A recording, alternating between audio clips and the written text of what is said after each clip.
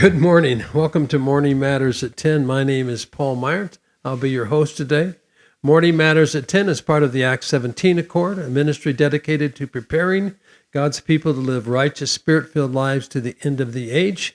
Our mission is to come alongside of the church and assist in training and equipping believers to do the works that God has called them to do.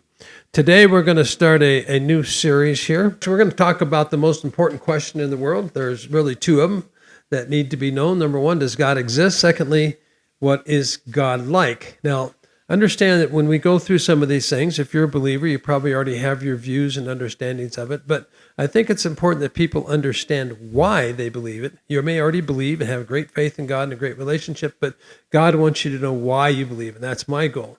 I'm a music teacher as well. I've taught piano for years and years. And when I teach somebody piano, there's a number of different approaches, but there's certain things that are just foundational. The first thing you have to know is the names of the notes, how to find them, right?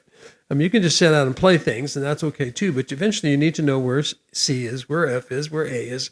You got two black notes, three black, you go through this whole logical process. So for me, when I talk about bringing certain foundational truths back to the world, it always starts with God. And it is the most important question in the world. Most people have answered these questions. Probably 85% believe that God exists. But most people are confused about what God is like. What's his nature? Who is he? Is he good? Is he evil? Is he indifferent? Is he absent, caring, loving?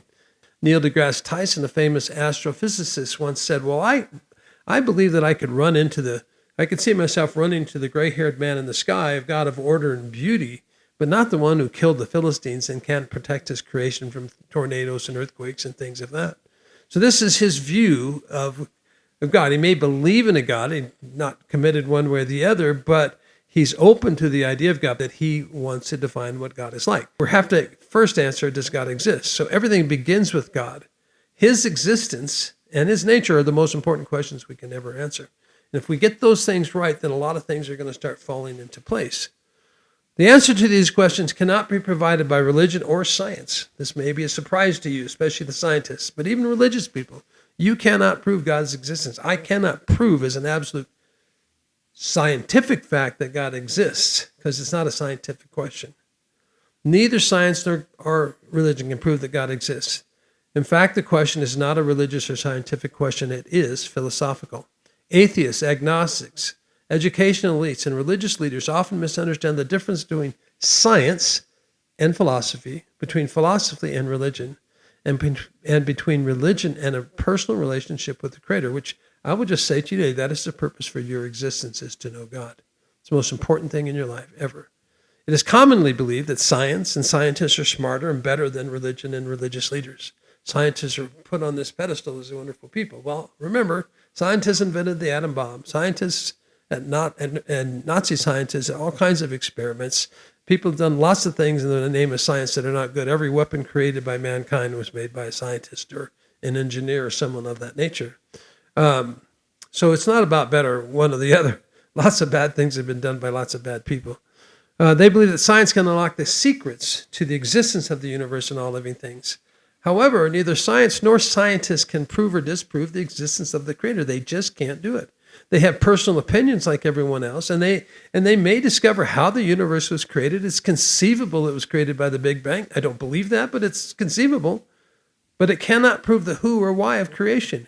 Who put the pieces in place, the elements in place, that gravity and electromagnetism and the strong and the weak nuclear forces, who put those in place so that there could be this creation of the world?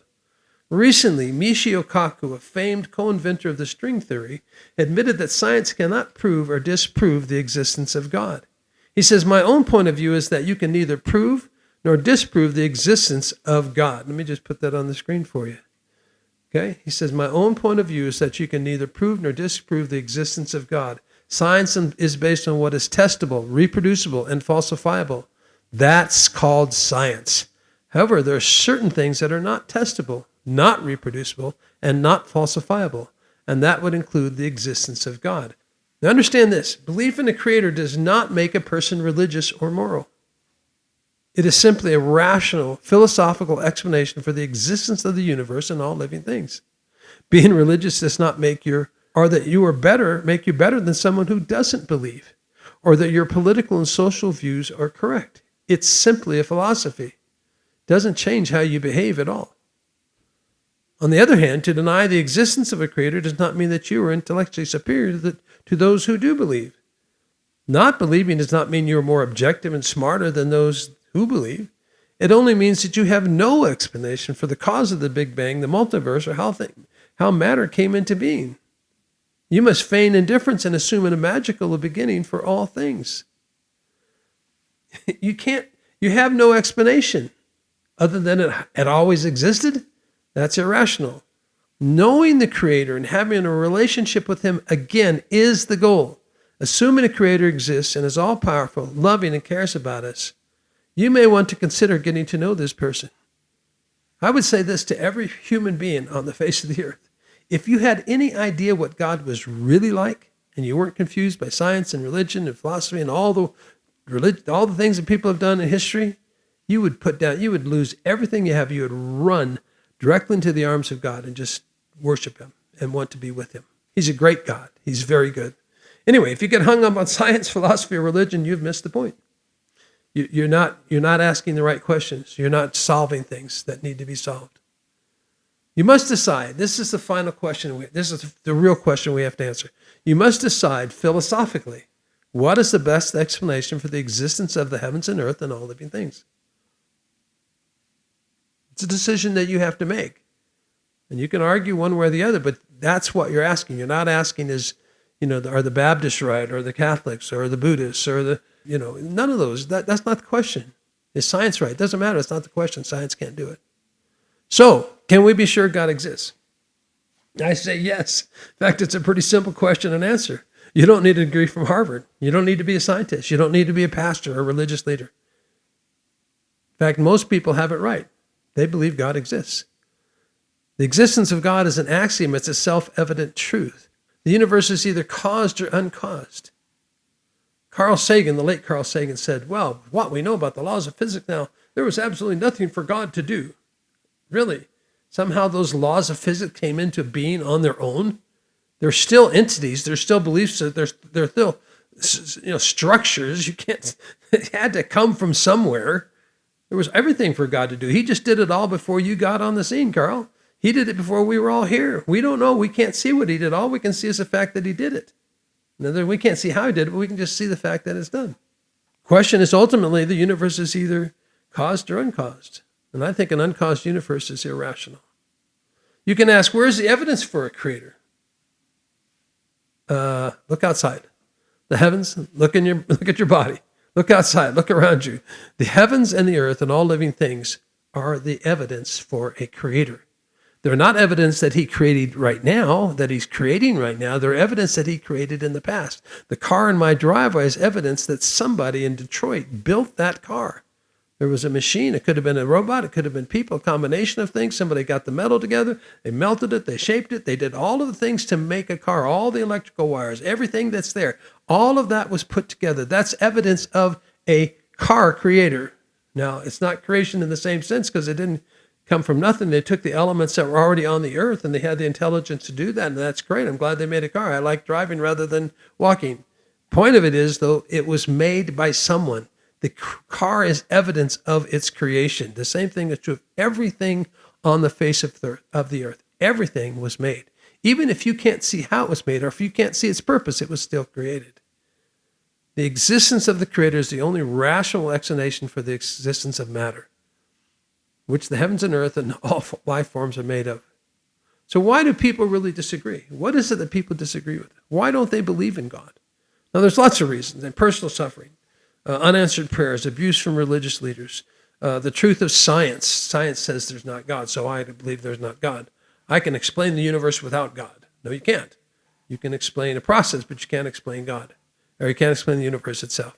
The influence of a professional teacher, or philosopher, a lack of a father sometimes can do it. A rebellious heart. People don't want to believe in God. They don't want to be answerable to someone.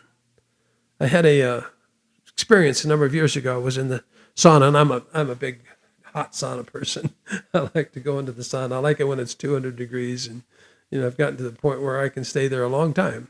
I haven't been there much lately, but when I go, I could stay for an hour and 45 minutes. 45 minutes to an hour. And, I might go out and get a drink of water and have water with me, but I could stay there a long time. Anyway, side point. Anyway, I walk into the sauna, and as I walk in, there's a lady to my left, and she's got headphones on, her eyes are closed, just had "Do Not Disturb" written all over her. And on the left also, before that, there was a young man. And I went over and sat down, and he was probably in his 20s. And we talked about God and Christianity and things for about 20 minutes. And he said, "Man, I got to go." He gets out. Now, I didn't skip a beat. As soon as he walked out, now, mind you, this woman has never looked at me. I've been watching her the whole time. And she's in her 40s, late 30s, 40s. I look over at her, and I go, "Well, what do you think?" Again, she's giving me no indication she's listening. So I might have been talking to myself, but she turns to me and looks at me and says, "Well, I don't believe in God." And she started to tell me all these logical reasons why she didn't believe in God. And so we had a little discussion, and I just stopped, just felt the Holy Spirit told me to stop. And I looked at her and I said, "What's the real reason? What really happened?" And then she tells me her story. Of a family of 8, she's the only one that survived in a car wreck. She had a 16-year-old son who recently died from cancer. And she was obviously devastated. And I just stopped. I mean, I literally I could hardly breathe. Her story affected me, and I was just like, wow. And I didn't know what to say. I just sat there, and I was praying, and then I told her, I said, "Listen, I want you to know a couple things. I don't believe God killed your family, and I don't believe he killed your son. I don't believe that was his best will for you or his perfect will for you. And I'm sorry for your loss." And, it just was being compassionate. It was real. I mean, I was crying. It touched me very deeply. And then I asked her, I looked at her, I said, "Do you mind if I pray for you?" And she said, "No." She said, "Yes, you can pray." She didn't mind. She said, "Yes, you can pray for me." So I prayed for her. And, I just prayed that God would reveal himself to her and that God would change her life and bring, good things into her, get her to know Jesus and all that. And she left, and I never saw her again. But it struck me. It put me in a place to understand, there's lots of logical arguments for God or not God and all that stuff, but it's really about emotional and personal things. There's an article I ran across the other day, 12 atheists, who, why they don't believe in God. One believed, Lucas said, that he'd prayed for years and years and God never answered his prayer. And he finally said, "Well, what's the use of God if he doesn't answer his prayer?" Hard question. I don't know why God didn't answer his prayer, but that's not the point. The question is there a God to pray to? And of course, there has to be some sort of a being that made everything. Again, we're talking about what's God like. Really, the answer to almost every one of these problems is what is God like, not whether he exists. Other one questions, why did God allow evil to come in the world? How could he do that? Why did he allow that? Well, the simple answer is free will. He gave the angels a choice. He gave humanity a choice, and we chose wrong. And the consequences are what he promised would happen, but he's a consistent father and said this is going to happen, it's going to happen, and it did. But that's only a small portion as a quick answer to a deep, deep question. Others believe that religions are all the same. Religions were used to explain things that we don't understand, a comet maybe, or, things that are in the sky. And so everybody was superstitious and stupid. And it's like, well, that really doesn't, first of all, fit with history. Somebody built the pyramids, and it wasn't aliens. And the things that we've found in the aqueducts and the things that Rome built, and just throughout history, the things that have been done, there's so many great things that were created long before, modern man. And I think the people before us were not stupid at all. So they weren't just primitive. And, there was some superstition, but there's always superstition, but that's not an excuse for God not existing. In other words, you still can't explain where matter came from. Even if I can explain how matter was shaped, it can't tell you why or how. Others have to do with morality. Why would you obey God out of the idea of, this one said, celestial rewards or the fear of eternal punishment? Well, that's not really the right way to look at it. The right way to look at it is, have you done things and I done things that we shouldn't have done? Have we broken what would be, and this guy says he wants them to be innate laws in humanity. Well, I believe there are innate laws in humanity. The Bible talks about the law of God being written on our heart, every human heart, right? God wrote that on our heart. So there's no innate laws of humanity that humanity came up with. No, these are things that God put in us. Again, so you want to have that. How did it happen? How would nothing produce all of these laws? And I don't obey them just because God might punish me. Even though I know I'm going to get punished, I still disobey sometimes. I do things I shouldn't do. Same with driving my car. I know I'm going to get a ticket if I speed too much. I do it because I'm in a hurry, right? So it's not about that. The point of it is, have we broken God's laws? Or two things. Point is, are there laws that we should obey that are God's? Right? Have you ever told a lie? Yeah, I've lied. What does it make me a liar? Well, have you lied? Yeah, I bet you have. I bet you've stolen something sometime in your life. It makes you a thief, right? Slept with someone that you weren't married to. I didn't, but you might have. I could have lusted after, probably did lust after women, and so I broke that law too in my heart. The point of it is that the laws of God, we obey them. They're important because they're God's laws. And when you break them, there is punishment for breaking laws, just as there is in our government. Even if you don't get caught, you may get away with it, but you don't get away with it with God. So it's not about fear and doing it out of just eternal reward or punishment, but we obey him because our hearts are changed and we want to obey him. There's something different. Greta talked about a lack of empirical evidence. Faith appears to be built on a tradition and emotion rather than verifiable facts. Again, what verifiable facts? What verifiable facts that science come up that prove there's not a God? Nothing. Maybe how it was made, not that he didn't exist. This one finds evidence in supporting evolution. It's more coherent and a better explanation. It doesn't change anything. Evolution means nothing. It could be how God did things, but it doesn't prove he exists or doesn't exist. What prove he exists is a matter. Stephen, he emphasizes he wants individuals to live in reality and not live in the never land and by and by. Well, there's lots of reasons to be discouraged. Life is very hard, very difficult. Not having a belief in a creator, I think, gives your life hopelessness and no meaning. There is no meaning. In fact, if there's not a creator, there's no meaning. There's no purpose. You're animated dust. When you die, you will die, and everything with you will never see again or have any relationship with at all. James grapples with the idea of an all-powerful deity meeting eternal punishments for finite transgression, highlighting the logical gaps in such beliefs. Well, the problem is, again, what is God like? Is God going to punish that? Well, that's a question about his nature. That's a question that has nothing to do with his existence. And as far as an answer to it, well, maybe things are more important and more serious to God than we think they are to us. Other questions have to do with the scriptures. Can we believe in the Bible or can we believe in the Quran? Can we, there's lots of things that are inconsistent, they say. Steve says, if he were truly the author of the Bible, it would probably be way less filled with atrocities, contradictions, plagiarisms, and absurdities. Okay, so what he doesn't believe is any miracles, anything supernatural, so he's going to reject that. Contradictions have almost all been figured out, and why they're not actually contradictions. I don't know any, not any real contradictions. I don't know any plagiarisms. Considering that our only real knowledge on the subject comes from the unverifiable personal experience or ancient books of mythology, which can be proven to be nonsense. They can't be proven to be nonsense. In fact, the opposite is true. The evidence for the historical reliability of the scriptures is amazing. Amazing. That's a whole nother story. Again, neither one prove God's existence. The Bible doesn't prove God's existence directly, although it's one reason why I believe in the God of the Bible, because of what it says about us. It doesn't lie. It doesn't hide the bad things that people do, that its heroes do. Anyway, okay, so these are kind of reasons. There's lots of reasons. They have to do with science. They have to do with personal feelings. They have to do with misunderstandings about what the life is like, judgment, all of those sort of things. Valid reasons, valid questions. Every one of them need to be answered. Every one of them can be answered. And we'll try to talk about as many of them as we possibly can in some detail. But for right now, we understand we're still dealing with, does God exist? And the Bible says this. God said, he says, for what can be known about God is plain to humanity, because God has shown it to us. His invisible attributes. See, God is invisible to us. Now, if we were in the spirit realm, we could see he's a spirit. He's not a human being. God is not a man. Jesus became a man, but he was still the eternal, invisible God. And he joined his spirit. Can you see your spirit? Well, I don't believe I have one. Well, of course you do. Anyway, can you see it? Can you see anyone else's spirit? No, you can't see it. They're invisible to us because they live in a different dimension. The spirit dimension is different. In humanity, we have the spirit man together, right? But God's invisible, his invisible attributes, namely his eternal power, he had to always exist, and his divine nature have been clearly seen for that which is made, so that men are without excuse. So it's seen, it's clear. So having said all of this kind of by way of introduction, let me give you 5 reasons, 5 proofs. The following 5 proofs are built upon each other.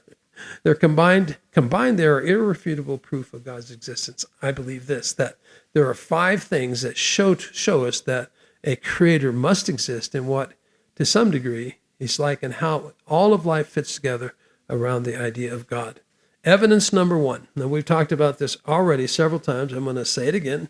Logically, okay, evidence one, matter exists. Logically, we know that something always existed.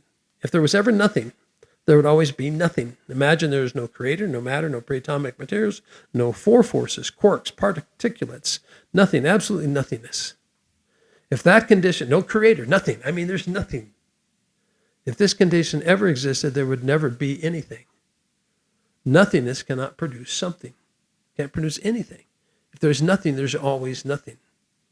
Unless you believe in magic, that everything that exists magically appeared on its own. It just happened, right? Okay. All right, within this evidence, three options exist. Number one, matter created itself. That means matter is eternal and always existed. Pre-atomic material always existed and shaped and designed itself into all living things, all things living in an earth. Same would be true of matter. It shaped itself and designed itself into all living things. But we only know it as matter, so it always existed as matter. The universe always existed, and then, again, how? How does that happen? The third reason is that a creator made it possible. So the question we have to answer is this: can matter be its own cause? Is this possible? Not in my mind. No, matter is not magic. Atoms, molecules, light, energy, and innumerable particles are real. The creation of matter requires intelligence, will, and ability. Matter would have to be intelligent and capable of causing itself to come into existence. Is that what you're telling me? That the atom made itself? Really? And there's no intelligence, there's no being or intelligence behind it? That's nonsense. Capable, so matter would have to be capable, cause itself to come into existence, capable of shaping and designing itself, planning and executing its own creation. Matter would need to be powerful enough to stretch the universe into existence and somehow create life. I'm sorry, this is impossible. That's why Michio Kaku and a lot of these guys who've always been atheists, when they start looking at the DNA and what they know about it and all the things in the universe, they just go, it's not possible. It's not possible. It didn't happen on its own. It was created. That's why they believe in a creator now. God of beauty and order, not judgment, but they believe in a creator. This is impossible. It's impossible. Matter is a non-living entity that was shaped and formed by something other than itself, period. The amount of matter in the universe is incalculable. Calculable. The sheer volume of matter was caused by someone or something. Could pre-atomic matter be eternal and be the cause of all things? This is just as impossible for the same reasons. It's even more impossible. In both cases, you have to explain how the matter or pre-atomic matter material got there, who made the matter, and how did it get shaped again? And how was it shaped and formed into all inert and living things? To reject a creator is to believe in magic, that somehow the universe and all living things magically appeared on their own for no reason without help from an intelligent, powerful being. Okay? It's not conceivable. It's not possible for that to happen. It would be magic. The only rational explanation left is that a creator planned, shaped, designed, and caused all things to come into existence. Of course, the natural question is, where did the creator come from? Well, there's only one option. There's only one possible answer to that. The creator always existed because something had to always exist. If it's not matter, it had to be the creator. This is called logic. This is a philosophical explanation for things, right? There's always a first cause. The first cause has to be the creator because it couldn't happen otherwise. It's foolishness to believe that. The creator must have always existed. So theism, the belief that God exists, is a philosophical belief based on logic and prima facie evidence. The existence of matter and living things are proof of a creator, just as the existence of a house is prima facie evidence of a builder. The house did not build itself. Living things and the universe did not create themselves. It is irrational and impossible. It just didn't happen. Now, you can believe it if you want. I'm not expecting atheists to necessarily agree with me, but the truth is, I think it's irrational. Secondly, evidence two, matter is shaped and designed. Now, I find it hard to believe, but there are scientists out there that don't believe that anything was shaped or designed. It's like nothing was designed. I truly don't even understand that concept. It's just foolishness to me, but we know matter is shaped. Why do we know matter is shaped? Well, number one, the atom is shaped. Are atoms shaped? Yeah, they're little circles, as we can see them, whatever they are, right? They have protons, neutrons, electrons, positive, negative charge. They have a certain number. Each element has a certain number of protons and neutrons, and they all work together. Some are stable, some are unstable, but they're all designed. They're all the same. You don't get one atom and that's it. You get a gold atom, there's just one. No, there's innumerable numbers of gold atoms, diamond atoms, human atoms. I mean, everything is atoms. They're all designed. I mean, am I designed? Am I shaped? Did I just happen? I may not look great to some of you, but the point, I think I'm good looking. I think I'm okay, right? The point of it is I'm shaped, I'm designed in my life. My hands work, my feet, it's all shaped and designed. The nature of matter, okay. Well, the existence of matter demands a creator, a cause beyond itself. The nature of matter demands an intelligent, powerful, capable creator. Everything in the universe has a shape. From atoms and molecules to the sun, moon, stars, the planets, the trees, the bushes, the leaves, the grass, water, raindrops, almonds, cashews, wheat, flowers, rocks, and minerals of all kinds. Some shapes are blobs, but a blob is a random, undefined shape. That's how you define it. All living things are shaped distinctly from one another. A mouse from a rat from a snake, a horse from a cow, and a man from a chimpanzee. Everything is uniquely shaped and made to be what it is. People always talk about men coming from apes. Well, what's wrong with being an ape? Why did we need to come from them? That's just, again, a theory that ignores the existence of a creator who made things individually as they are, using DNA, similar DNA, but still he made them all. They're all individuals. So we know matter is shaped. Everything is shaped. Secondly, matter is designed. However, matter is not only shaped, it is designed, engineered for a specific purpose. The purposes may be unknown, but they relate directly to the external shape and internal design. Now, I like this illustration because Richard Dawkins, in his book, The Blind Watchmaker, talks about bats, the nocturnal time. If you saw an object shaped like a bat on the ground, and most people would recognize what it was, if you examined the bat closely and discovered that it was a rubber toy, you would realize that there is much more to a bat's design than its shape. The inner structure of a bat is equally as important as its outer shape. It must have muscles and bones that support its weight. Without a small brain that allows it to fly and a sonar system, it would walk around on its legs and probably eat or die of starvation. The bat's highly developed sonar system allows it to fly in the dark night and in caves without running into walls or other objects. Dawkins attributes the nocturnal activity of the bat to his belief that there were too many animals already hunting in the daytime. There was not enough food for the bats, so they decided to fly at night when it was less populated. Of course, they had a problem how to fly at night, so the bats decided to develop sonar so they could fly at night, and then proceeded to do so. Richard Dawkins, The Blind Watchmaker, Self-designed bats are nonsense. Self-designed. Bats do not have the brain power or will to make these choices or the ability to change themselves. God created bats with the qualities we see today. Now, things may have changed over time. The creation gets less and less perfect. The structural design of all things is proof that an intelligent, capable being created, shaped, and designed all things. The structural design of all things is proof that an intelligent, capable person or being created, shaped, and designed matter. Evidence 3. Matter gives everything meaning. Shape and design equal meaning and purpose. Everything, again, is shaped, designed, and created was done so for a purpose. The purpose of the sun is evident, keeping Earth from being a deep freezer and destroying everything on the planet. It's a circle. Well, we may not know exactly why, but that's how God designed and made it. The sun's rays provide vitamin D that keeps us healthy and functioning. Even a sunset provides hope, encouragement, and refreshment. When we view a photograph or painting of a sunset, we give kudos to the painter or photographer. How often do we ignore the Creator and the sunset He has given us day after day from the beginning of time?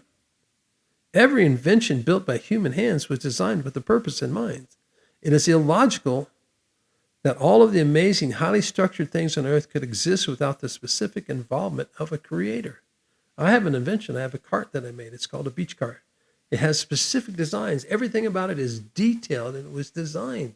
The shapes matter. Every part of its shape makes a difference.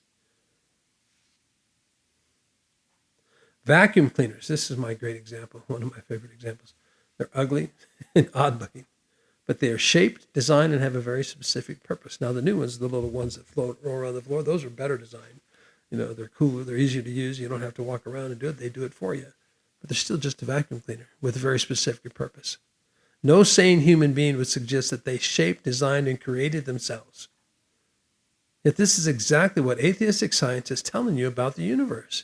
You don't have to be an atheist. You just have to say, well, all designed itself. Out of nothing, everything came into being on its own for a specific reason and purpose. That's what they believe. That's what they're saying. It all happened without a reason and purpose. Again, it's just nonsense. I'm sorry, I keep saying it, but it's just true. It doesn't make any sense at all. Evidence 4, mankind, life, living things. How were living things created and what caused them to come into existence?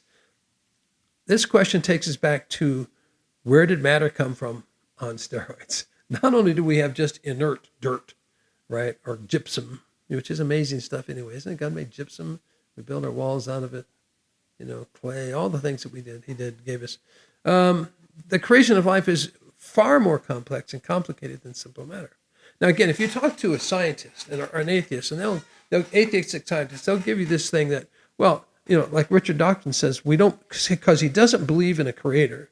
And all of these guys, most all of them, I mean, Kaku has changed his perspective a little bit, but Darwin, all of these guys, it's not that they were all atheists, but they all believed God had nothing to do with the design and function and purpose of the universe. That was all done apart from him through some sort of natural process. So they're committed to believing that life had to be created somehow without God, right? So they have these theories and philosophy that are based on that underlying assumption that that God is not involved in creation. The creation of life is more complex and complicated than simple matter. Neither could happen without a creator. Scientists speculate about the spark of life or creating life in a test tube. But what process could bring that about? Living things grow, develop, and change. This feature alone adds deep complexity to the existence of matter. DNA is now known to be 4-dimensional. They used to call it junk DNA because it was all jumbled and looked like jumbled. They now know that in all that jumbledness, there's 2 little things that come together. They're meant to be there exactly like that. The spark of life is not enough to create and sustain living things. Starting a fire in the wilderness is extremely difficult, even when you have the necessary elements in a pristine environment. If you manage with great difficulty to start a fire, it takes continual effort to keep the fire burning. So, where did the spark come from and how did it sustain itself? Consider creating life in a test tube, if that ever happens. Remember, it took place in a lab with pre-existing matter, a perfect environment, and a designer and creator. Somebody designed it and created it, caused it to happen. It didn't happen by chance without any being or intelligence causing it. In essence, it argues for a creator, not against one. Imagine the impossibility of all the things that need to happen for life and complex life forms to come into existence, and to grow into what we see today. Imagine the evolution of Adam and Eve. For Adam to evolve from a single entity, celled entity itself is impossible, or certainly beyond stretch of imagination. However, that is only half the problem. Both Adam and Eve had to evolve separately. At the same time, in perfect environments in which that they had heat, water, shelter, food, everything that it takes to sustain their existence. For all the randomness evolution calls for, we could just as likely ended up with Adam and Eve, and it would all been for nothing. So it's not just one life that had to evolve, but everything had to evolve from nothing, without any purpose, without any meaning, without any intelligent design before it. Finally, number 5, morality. Do absolute right and wrong exist? Are there absolute moral standards? If so, how do we determine what is right and wrong? Whose standard do we use to mete out justice and judgment? At this very moment, the world is engaged in a moral argument. Some support the terror group Hamas, saying that they had the right to murder in cold blood civilians, including beheaded babies of Jewish descent. Others are outraged at the atrocities and demand justice and eradication of all Hamas members and all terrorist groups. Others want Israel to be destroyed. Who gets to say? Who has the right to pass judgment on human actions? For example, one father may love and provide for his family, while another abuses and neglects his. Who's to say which father has the right values? Well, we hope it's the one that takes care of his kids. But why? If there's no moral standard behind it, it doesn't really matter. It literally becomes survival of the fittest. Now, I'm more fit than you. I'm going to take what you have and keep it, and you can die and go off. It doesn't matter. Now, I don't believe that, and I'm not saying that's what you ought to believe, but I'm saying apart from there being some sort of moral standard that God has either put in us and God that the Creator put in us and calls us to action for. There has to be action consequences for the behaviors that are happening right now. There has to be. Whatever side of the thing you're on, you got to say there's got to be consequences. Someone has to judge it. Who's to say which father has the right values? Well, almost everyone would support the first father. Without an objective source, it is a matter of opinion.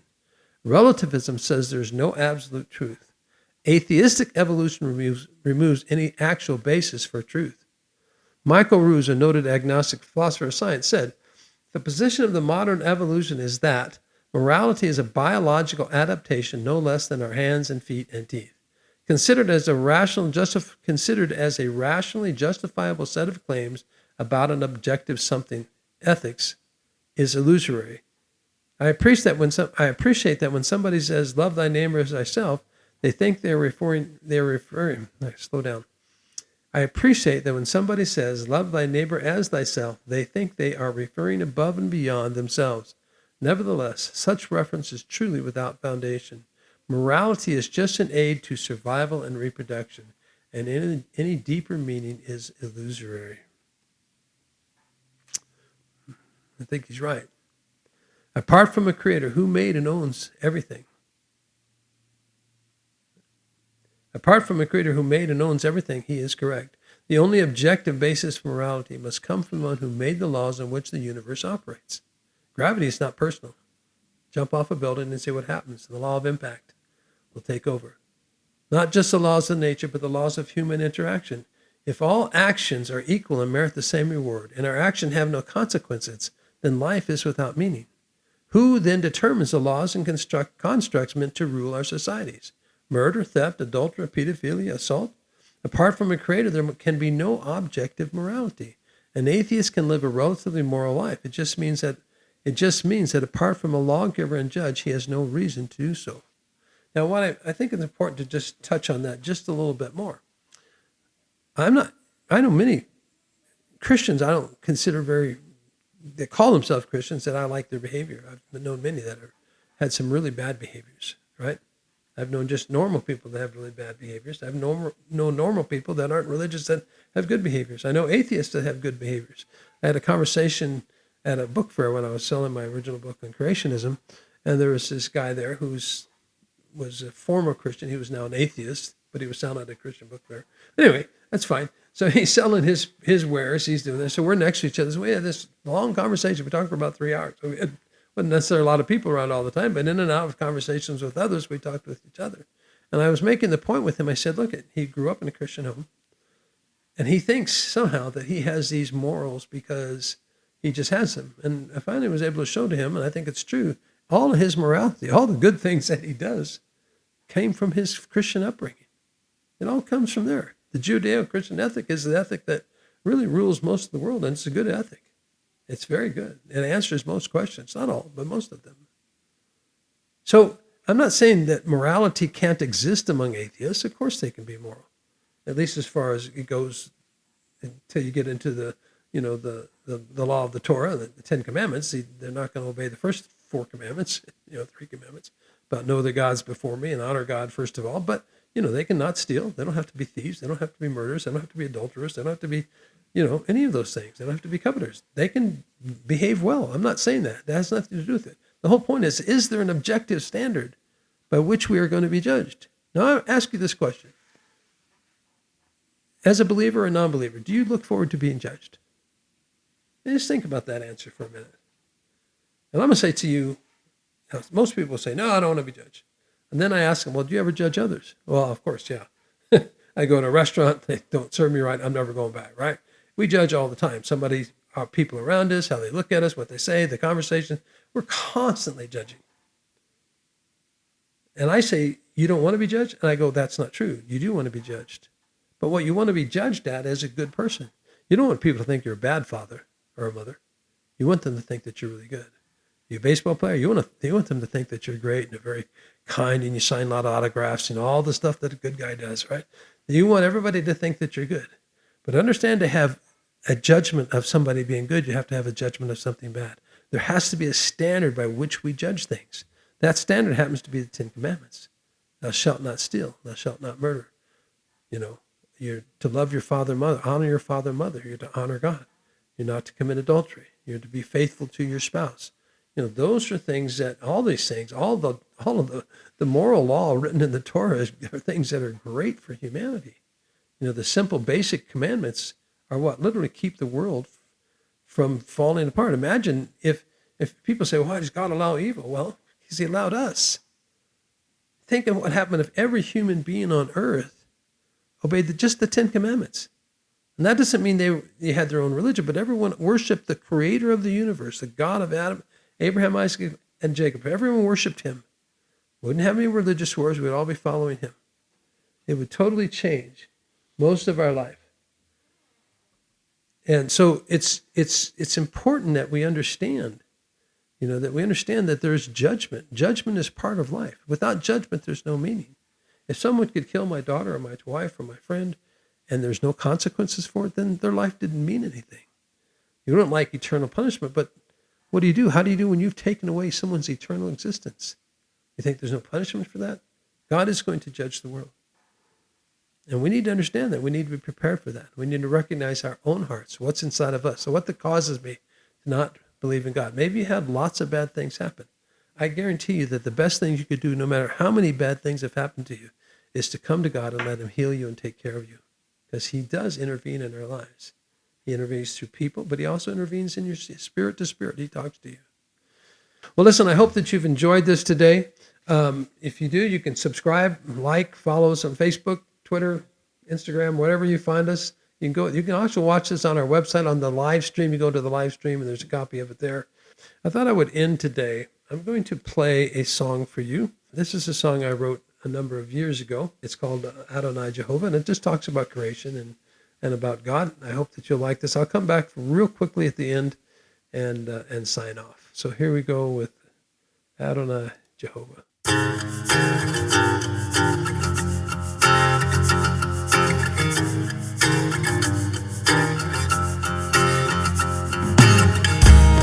Hey, hey, hey, hey. Hey, hey, hey. Hey, hey, hey. Hey, hey, hey. I bow down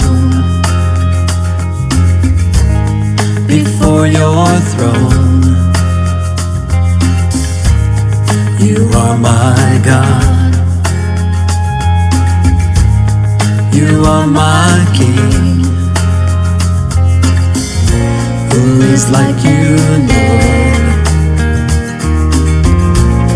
Who can compare? Robed in beauty and majesty, you are the Holy Lord Almighty. You are the great I am. You are the great Creator, Lord of earth and sky and man. You are Adonai Jehovah, Elohim the mighty one,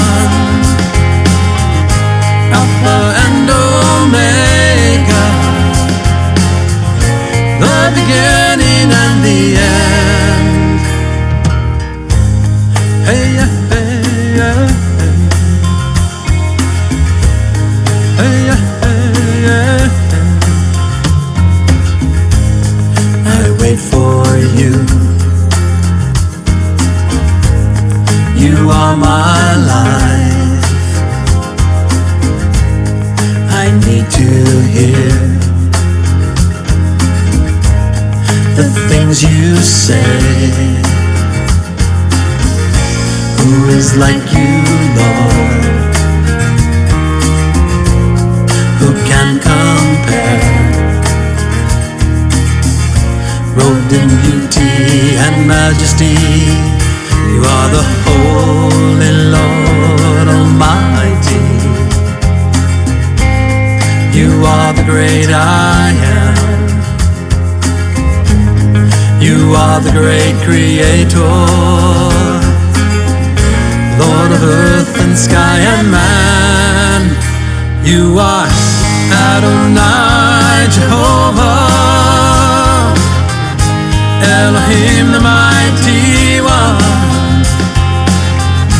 Alpha and Omega, the beginning and the end. You are Adonai Jehovah, Elohim the mighty one, Alpha and Omega, the beginning and the end.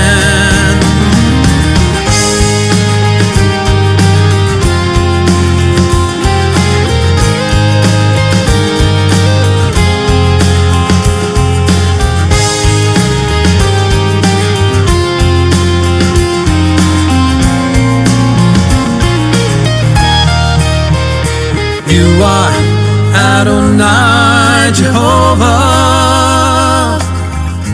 Elohim the mighty one, Alpha and Omega,